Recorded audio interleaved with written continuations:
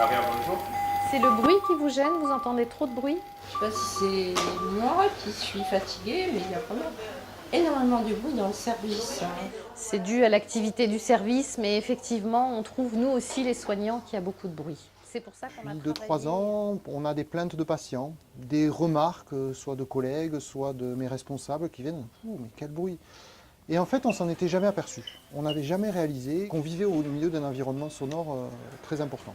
Donc à partir de là, avec l'aide du C2DS, on a créé des outils pour savoir qu'est-ce qui gênait les gens. On a créé cette réglette que les infirmières ont utilisée, une grille de recueil, et ensuite, tous ensemble, on a mesuré ça. On travaille sur le bruit et on a mis en place une réglette pour pouvoir évaluer un peu les nuisances sonores du service. La mise en pratique a été finalement assez simple. Nous avons utilisé une réglette que nous avons faite et sur le modèle d'une réglette qui existait déjà sur la douleur, avec d'un côté le ressenti du patient, avec un curseur, de l'autre les chiffres. On a fait ça sur 30 patients et sur 30 salariés et sur un délai de 2 mois environ. C'est là. Donc là, Je supporte beaucoup de choses. on est à 7,5. Suite à cette étude, on a sorti plein de résultats qu'on a ensuite analysés.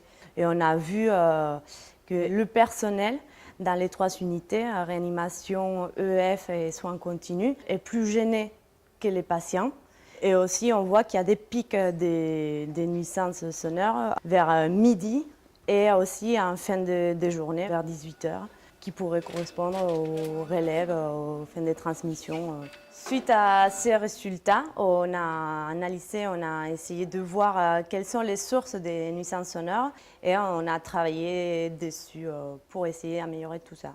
Il y a 3 thèmes qui se sont dégagés. Un premier thème lié au comportement, un deuxième thème lié aux dispositifs médicaux et un troisième aux locaux et au matériel. Pour l'aménagement des locaux, il y a des travaux qui sont envisagés dans la réanimation.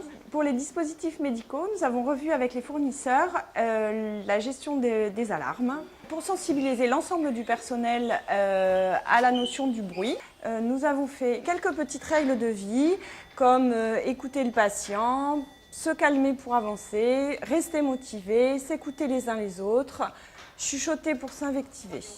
Grâce à ce projet, c'est vraiment une appropriation du travail en service déporté par l'ensemble des équipes qui, grâce à ça, s'approprient un petit peu le fonctionnement, s'approprient leurs us et coutumes. C'est quelque chose de transverse aux soins et c'est aussi permettre au personnel d'agir sur ses conditions de travail. Dès qu'il y a une action portée par des salariés, proposée par des salariés, qui a du sens pour la clinique, on essaye toujours de soutenir. Donc en plus, là, c'était parfaitement cohérent avec la politique de développement durable de l'établissement, le travail sur les pollutions, quelles qu'elles soient, et donc là, on parle de pollution sonore. Moi, je suis super fier quand les gens proposent ce type de projet, quand les gens prennent des initiatives qui s'engagent sur des thématiques qui sont pour le bien collectif. Moi, le truc que je ressens, c'est que je suis super fier d'eux. Voilà. Et là, je suis vraiment fier d'eux.